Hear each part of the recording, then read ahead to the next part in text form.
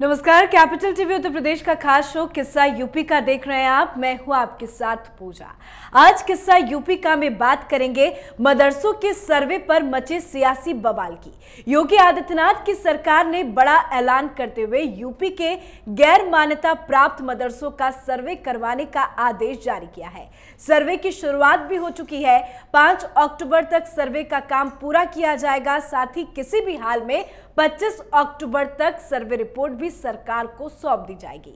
पर मदरसों के सर्वे को लेकर जमकर बवाल देखने को मिल रहा है, जमकर विरोध प्रदर्शन हो रहा है। ओवैसी साहब नाराज है, सर्वे को छोटा एनआरसी बता रहे हैं। उन्होंने इसमें मुस्लिमों का उत्पीड़न नजर आ रहा है। तो सरकार कह रही है कि मदरसों की बेहतरी और बच्चों के अच्छे भविष्य के लिए यह सर्वे कराया जा रहा है। पर सवाल यह है कि मदरसों के सर्वे को लेकर बवाल क्यों है मचा? मदरसों में आखिर कौन सा सच है छिपा? सर्वे का विरोध डर है या कोई एजेंडा? आज इसी पर चर्चा करेंगे। बातचीत के लिए मेरे साथ स्टूडियो में मौजूद है कैपिटल टीवी के सीनियर एडिटर राजीव जी। राजीव जी, बहुत बहुत स्वागत है आपका। धन्यवाद। योगी सरकार की मदरसों के सर्वे के आदेश के बाद भी कितनी ज्यादा राजनीति हो रही है वो हम सब देख रहे हैं। क्या छिपाना चाह रहे हैं ये लोग? देखिए, जो बवाल मचा हुआ है वो बवाल जायज है जी। और जायज इसलिए है क्योंकि इन लोगों को डर लग रहा है और डर लगना भी चाहिए।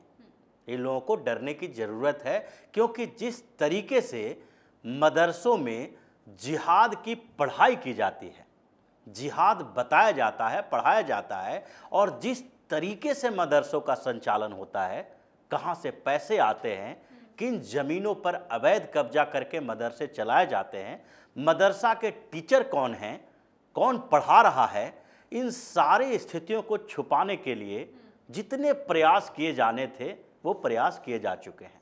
और इन लोगों को अब डर लग रहा है कि उत्तर प्रदेश में भी उसी तरीके से मदरसों के ऊपर बुलडोजर चलेगा जिस तरीके से असम में चला है। असम का उदाहरण इनके सामने है। और हेमंत विश्व शर्मा जिस तरीके से मदरसों का वो पुराना कल्चर ख़त्म किया है, तो योगी तो उनसे 2 कदम आगे हैं। उन्होंने उत्तर प्रदेश में एक नहीं कई ऐसे सुधार किए हैं जिससे वहाँ के जिहादी गैंग जो है वो तिलमिलाया हुआ है, बिल्कुल परेशान है, बौखला गया है। अब मदरसों में जो सर्वे हो रहा है उसकी हकीकत को समझना जरूरी है कि आखिरकार उत्तर प्रदेश में इसकी ज़रूरत क्यों पड़ी।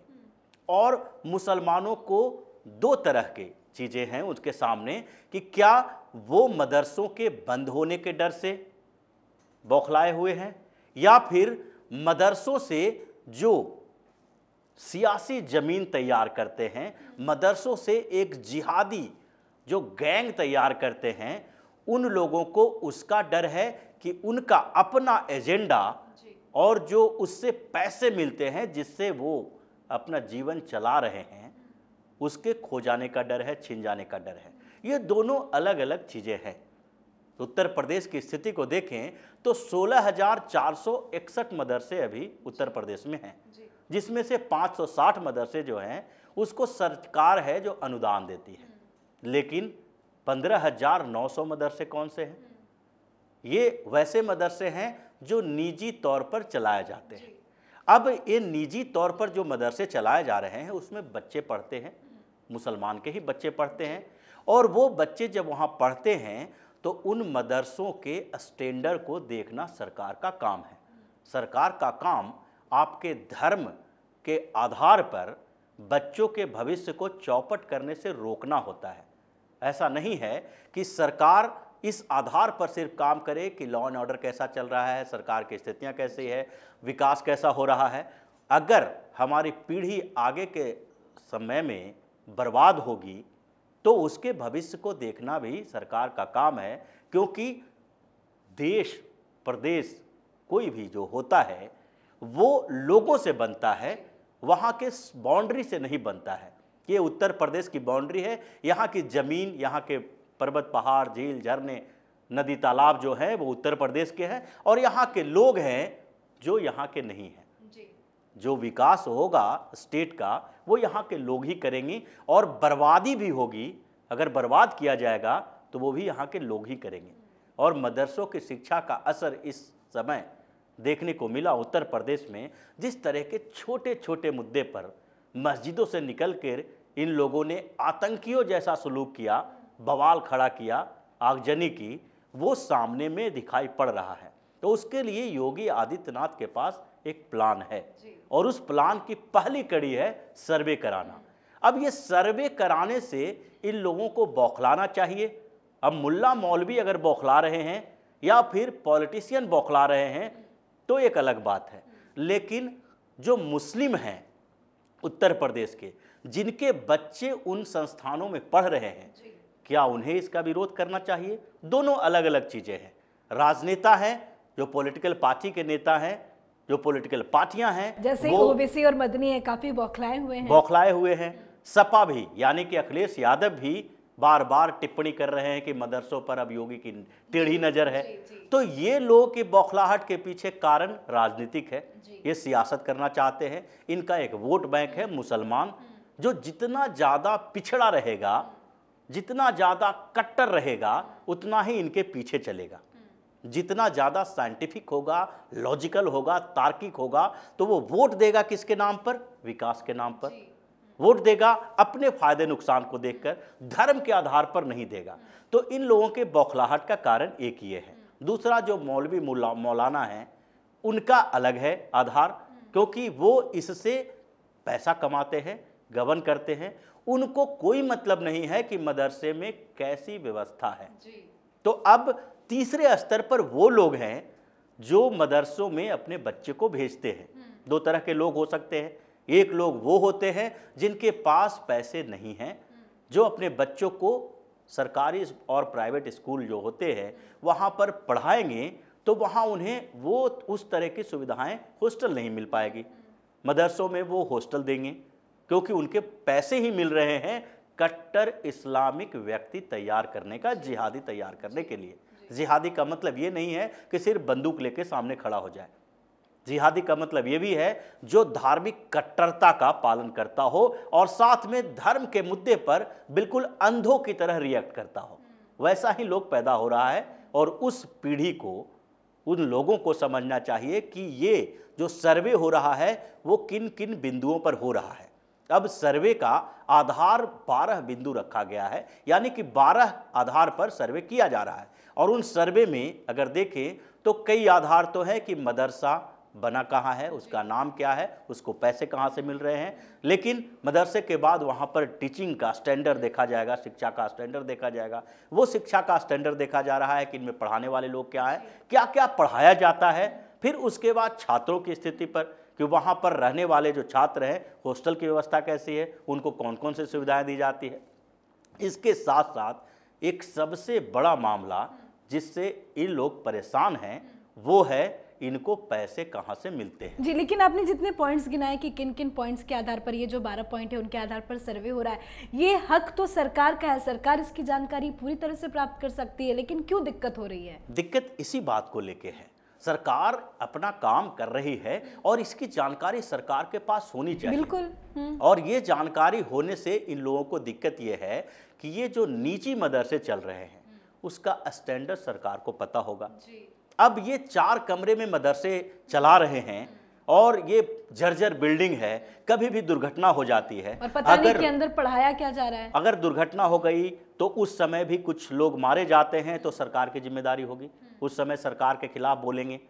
अगर इन जगहों पर पढ़ाए जाने का स्टैंडर्ड बिल्कुल ख़राब है, पढ़ाया ही नहीं जाता है, जो साइंटिफिक एजुकेशन नहीं दिए जाते हैं, तो ऐसी स्थिति में वहाँ से निकलने वाले जो लड़के हैं वो सड़कों पे आ जाएंगे। तो फिर सरकार को जिम्मेदार ठहराया जाएगा कि मुसलमान इतने बेरोजगार हैं, इनको नौकरी नहीं मिल रही है, रोजगार नहीं मिल रहे हैं। तो आप कुरान पढ़ के भारत सरकार कौन से रोजगार दे, उत्तर प्रदेश की सरकार कौन से रोजगार देगा? सबसे पहली बात तो यही है कि वहाँ धर्म की शिक्षा दी जाए, लेकिन वो एक पाठ हो, ये ना हो कि सारे के सारे शिक्षा जो उसे दी जाती है वो धर्म की ही हो, सिर्फ कुरान ही पढ़ाया जाता रहा हो, कुरान के अलावा उसे कुछ आता ही नहीं हो। अगर कुरान पढ़ाया जाता है तो अरबी में पढ़ाया जाता है, लैंग्वेज में भी वो कमज़ोर होंगे, दूसरे लैंग्वेज उनको आएगा नहीं। तो शिक्षा के स्तर पर भी अगर देखा जाए तो वो भी मदरसे में अगर एनसीईआरटी की किताबें नहीं पढ़ाया जाएगी, साइंस मैथ नहीं पढ़ाए जाएंगे, तो फिर वो कंपटीशन मार्केट में आएगा कैसे, उसे जॉब मिलेगा कहाँ? न प्राइवेट कंपनियां उसे जॉब दे पाएगी, न सरकार के लिए कोई ऐसी व्यवस्था होगी कि उन्हें कुरान पढ़ने के आधार पर ऐसे कुछ निकाले जाए वैकेंसी जिसमें ये आधार दिया जाए कि जिसको कुरान की जानकारी है, जिसमें क्वेश्चन दिए जाए कुरान से संबंधित। ऐसा भी कोई जॉब नहीं होगा। तो आपको समय के अनुसार बदलना पड़ेगा। ये सबसे बड़ी समस्या इस्लाम में है कि इस्लाम में अब तक कोई रिफॉर्म ही नहीं हुआ। हिंदू में धर्म सुधार आंदोलन हुए, कई प्रथाएं खत्म की गई, सती प्रथा खत्म की गई, विधवा विवाह की व्यवस्था की गई, बाल विवाह खत्म किए गए। ये धर्म सुधार आंदोलन का ही नतीजा था। लेकिन इस्लाम में अभी तक कोई ऐसा सुधार आंदोलन हिंदुस्तान में हुआ नहीं। ये लोग अभी भी कट्टर बने हुए हैं और कट्टर ही बने रहना चाहते हैं।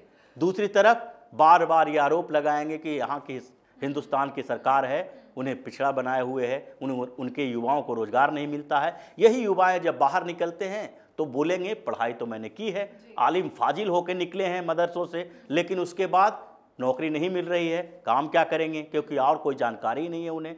तो इसलिए ये सारे आधार मदरसों के लिए ज़रूरी है और इसलिए योगी की सरकार ये करवाना चाहती है। और दूसरी बात और है कि ये जो 15,900 मदरसे निजी चल रहे हैं, उसको पैसा कहाँ से आ रहा है, ये भी तो देखना पड़ेगा कि किन लोगों ने इनको पैसे दिए हैं। इसकी भी जानकारी लेनी है कि आप किसी एनजीओ से, किसी ट्रस्ट से पैसे ले रहे हैं या ज़कात के पैसे से चला रहे हैं। ज़कात के पैसे से चला रहे हैं तो हिंदुस्तान के लोग दे रहे हैं या फिर बाहर से पैसे आ रहे हैं।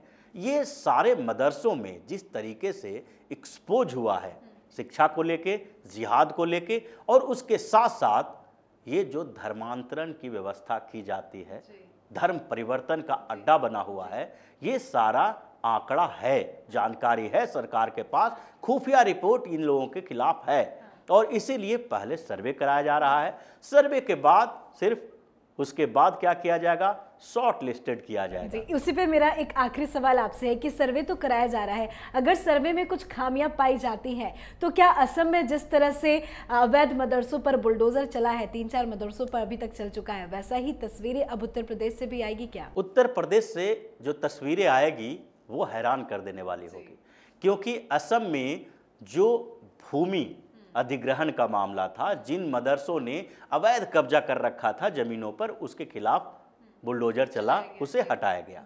लेकिन उत्तर प्रदेश में तो इसकी संख्या हजारों में होगी। करीब 16,000 की बात जो हम लोग कर रहे हैं, 15,900 की बात कर रहे हैं, वो सारे में से कम 10,000 ऐसे मदरसे हैं जो इलीगल तरीके से चलाए जा रहे हैं। तो सबसे पहले तो शॉर्टलिस्ट किया जाएगा कि एजुकेशन के आधार पर किन मदरसों में आधुनिक शिक्षा व्यवस्था है कि नहीं, पाठ्यक्रम उसका कैसा है। अगर नहीं है तो उन्हें वार्निंग दी जाएगी, नहीं तो उसे बंद किया जाएगा। कुछ मदरसे ऐसे हैं जो निजी घरों में चलाए जा रहे हैं, उसे भी बंद किया जाएगा। कुछ मदरसे ऐसे हैं जो अवैध ज़मीन पर चलाया जा रहा है, उसे तो तोड़ा जाएगा तत्काल, उसे बंद करवाया जाएगा और उस पर बुलडोजर चलाया जाएगा। तो डर इन लोगों को इसी बात को लेके है कि जितने मदरसे अभी चलाए जा रहे हैं और जो ये जिहाद की पाठशाला है, कारखाना बनाए हुए है, वो धीरे धीरे बंद होगा। और योगी की टेढ़ी नज़र तो है और इस पर बुलडोजर चलना लगभग तय है। जी, बहुत बहुत शुक्रिया समझाने के लिए। धन्यवाद।